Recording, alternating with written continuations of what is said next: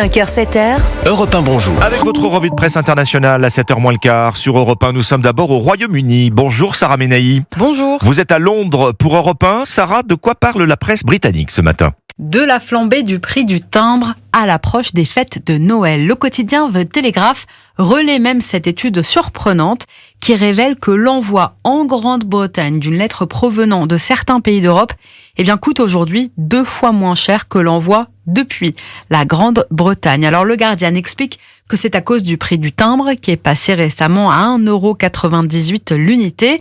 Résultat, les Britanniques pourraient économiser de l'argent en s'envolant pour l'étranger pour poster leurs cartes de Noël. Titre même avec un petit peu de provocation le tabloïd The Daily Mail.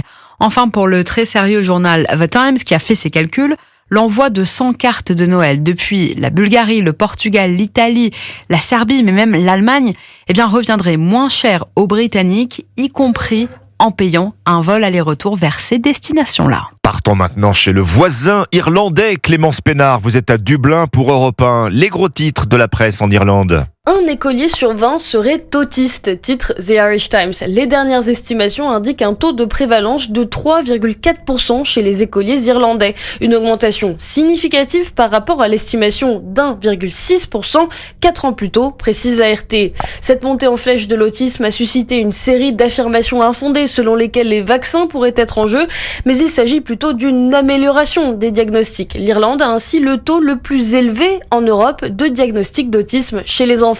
La proportion d'enfants autistes ayant besoin d'un soutien scolaire devrait néanmoins presque doubler d'ici 5 ans selon The Independent. Or, les services éducatifs sont déjà en difficulté. Pour Hildegard Naughton, ministre d'État chargée de l'éducation, chaque enfant doit avoir une place dans une école adaptée à ses besoins. Nous sommes enfin en Turquie. Jeanne Joulot, on vous retrouve à Istanbul pour Europe 1. De quoi parlent les médias turcs ? De l'augmentation de la fuite des cerveaux en Turquie, le taux de diplômés du supérieur à émigrer est passé de 1,6% en 2015 à 2% en 2023, soit 49 000 personnes par an, selon la Fondation de la Recherche pour la Migration. Le phénomène devrait continuer d'augmenter, écrit Anka Haber. En cause, le manque d'opportunités professionnelles, la baisse du niveau de vie ou encore le manque de confiance institutionnelle. La Turquie faisait déjà face depuis quelques années à la fuite de ses médecins, mais cela s'étend désormais à d'autres domaines, écrit Mediascope, parmi lesquels celui de l'information et de la communication, de l'ingénierie ou encore l'industrie de la construction. En 2022, déjà, le phénomène provoquait l'ire du président turc, rappelle Middle East Eye, qui avait déclaré en direct à la télévision qu'ils s'en aillent s'ils le veulent. Les pays préférés par les diplômés turcs sont aujourd'hui les États-Unis pour 21% d'entre eux, suivis de l'Allemagne, du Royaume-Uni, des Pays-Bas ou encore du Canada. Merci Jeanne Joulot, merci à nos correspondants. C'était votre revue de presse internationale sur Europe 1.